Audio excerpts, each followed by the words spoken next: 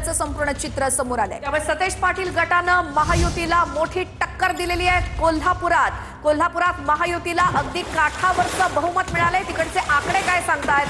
भाजपला 24, शिवसेना 14 आणि राष्ट्रवादी काँग्रेस अजित पवारांची राष्ट्रवादी 4 असे मिळून तिथं ही आकडेवारी म्हणजे बहुमत झालेलं आहे। मात्र त्याला काँग्रेसनं 37 जागांची आघाडी मिळवून चांगलीच टक्कर दिली आहे। तर शिवसेना उद्धव बाळासाहेब ठाकरे गटाला कोल्हापुरात फक्त 1 जागा मिळवता आली आहे। कोल्हापुरातील संपूर्ण चित्र आपण बघितलं तर भाजप 24, शिवसेना शिंदे सेना म्हणावी लागेल 14, तर राष्ट्रवादी अजित पवार गटाला 4 37 जागा मिळवत काँग्रेसनं इथं बहुमत गाठलेलं आहे। कोल्हापूरमध्ये महायुतीला इथं काठावरचं बहुमत मिळालंय। भाजप शिवसेना राष्ट्रवादीला मिळून 42 जागा इथं मिळालेल्या आहेत। सतेज पाटील यांनी एकाकी झुंज दिलेली आहे कोल्हापुरात महायुतीला।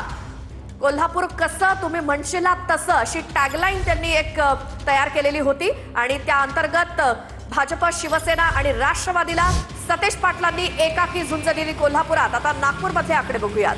भाजप 109 तर शिवसेना शिंदे गट 4 जागा। दादांच्या राष्ट्रवादीला इथं खातंही खोलता आलं नाहीये। मात्र काँग्रेस नागपूरमध्ये 30 जागांवरती आल्याचं आपण या दृश्यांमधून बघू शकतोय।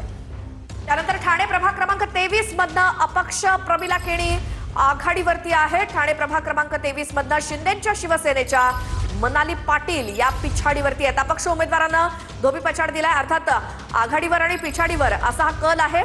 अजून निकाल हाती आलेला नाही। प्रभाग क्रमांक 23 ठाण्यामध्ये शिंदेच्या शिवसेनेच्या मनाली पाटील या पिछाडीवर अपक्ष उमेदवार प्रमिला केणी या आघाडीवरती आहेत। सध्या ठाण्यातले मोठे अपडेट आपण बघू शकतोय। मुंबईसह राज्यभरातले निकाल हे हळूहळू स्पष्ट होत आहेत। ठाण्यातलं चित्र जर बघितलं तर 19 भाजप, 34 शिंदे सेना, 5 ठाकरे गट, मनसेला उभी 1 जागा तर 7 जागा राष्ट्रवादी शरद पवार गट आणि काँग्रेसला ठाण्यामध्ये उभ्या 2 जागा मिळालेल्या आहेत।